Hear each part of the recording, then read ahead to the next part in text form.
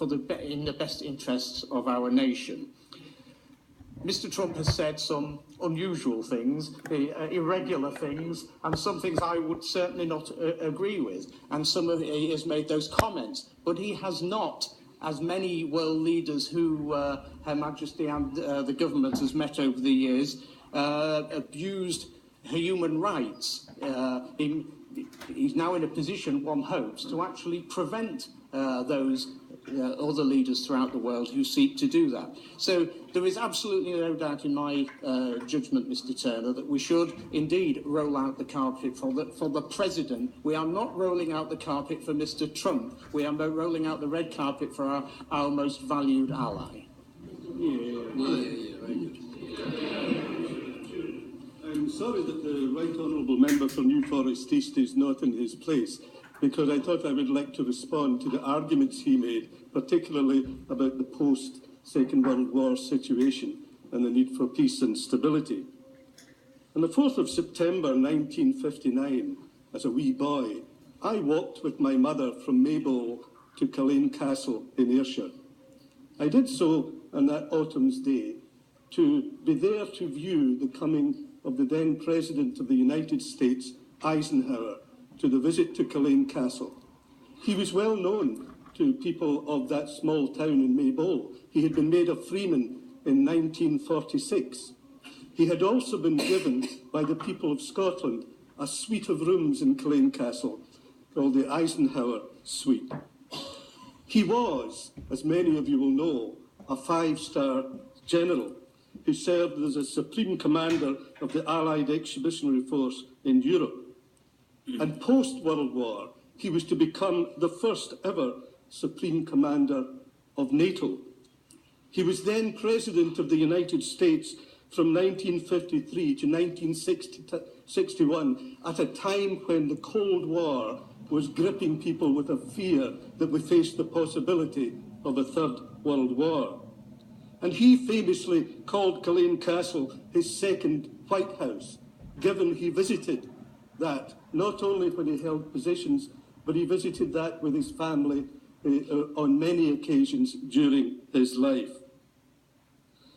And however, this great American who served us so well in the Second World War as a Supreme Commander, this man who was the first commander of NATO, this man who became probably the greatest Republican president post-Second World War, only once in 1959 was allowed to have an informal visit to the United Kingdom. He was never afforded a state reception. He was never afforded the right to address Parliament. And the American people and that president never complained once. He was able to engage informally. All we are saying is surely, if it was good enough for that great president who contributed so much to our society, who contributed so much to the defeat of fascism, that an informal visit was sufficient, why on earth are we rolling out a red carpet to a man who has only spread division and international instability?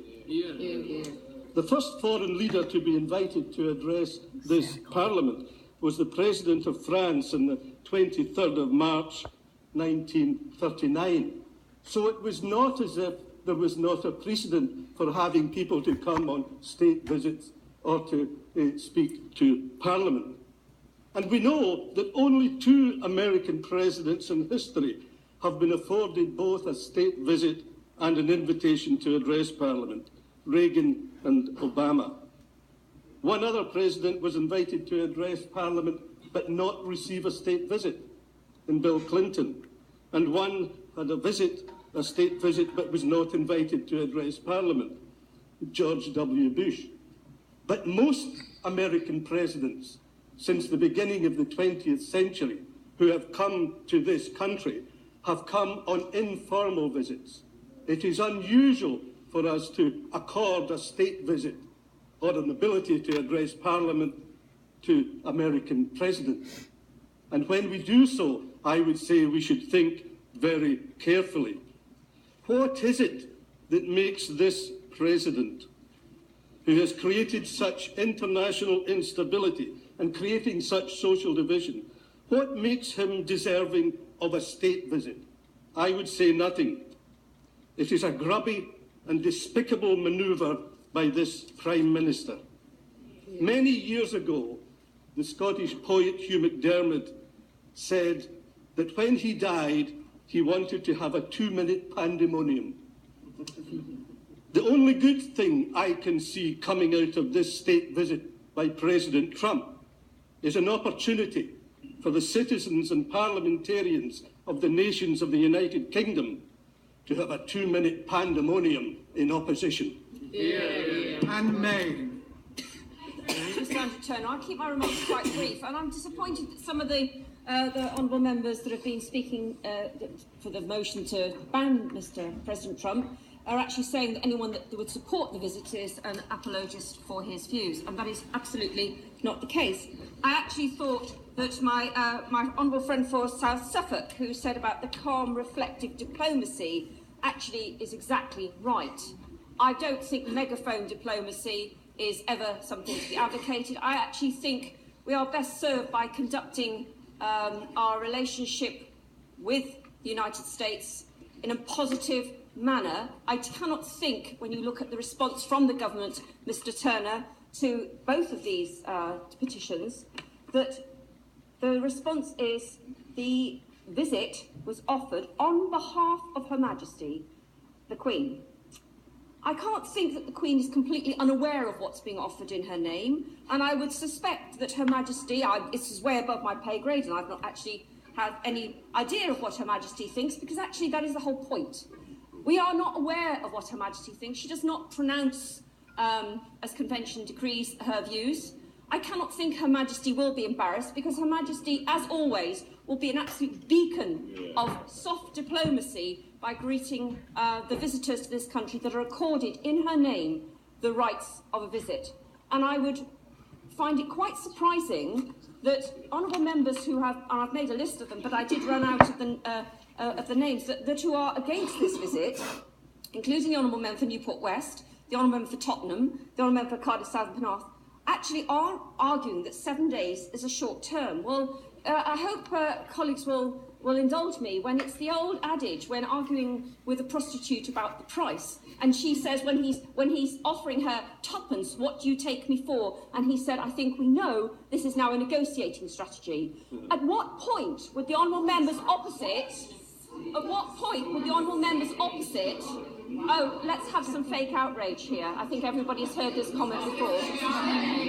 I am standing here as a woman being shouted down by women. Isn't that right? At what point opposite, in the 7 days, at what time would it be considered appropriate to extend the invitation? What we are actually talking about is a ban. Because from everything that has been said, there is no point that would seem to be acceptable to the honourable members who have spoken on this petition for banning. And I have listened absolutely courteously to all the honourable members that have spoken. I have sat here and not intervened because I'm mindful of time. So I'd appreciate not barracking from opposition members. My point is, if we are going to agree that the diplomacy to be extended between ourselves and the United States of America is within the gift of the Prime Minister, and I presume with the permission of Her Majesty, then it will be done in the best possible manner to further our relationship with our closest ally. And for this poking with a stick to stir up the bee's nest, I'm absolutely amazed that honourable members opposite think this is the best way forward.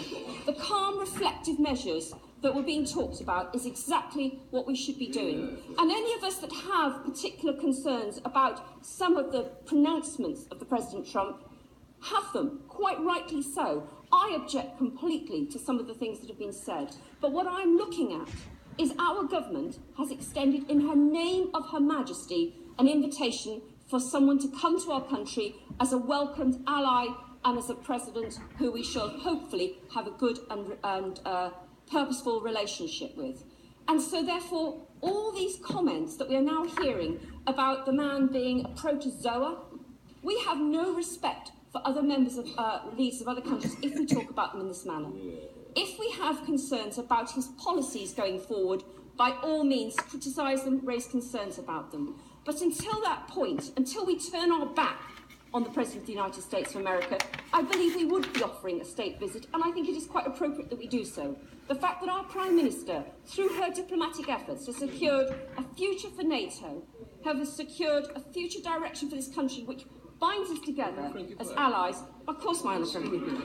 I also get the impression that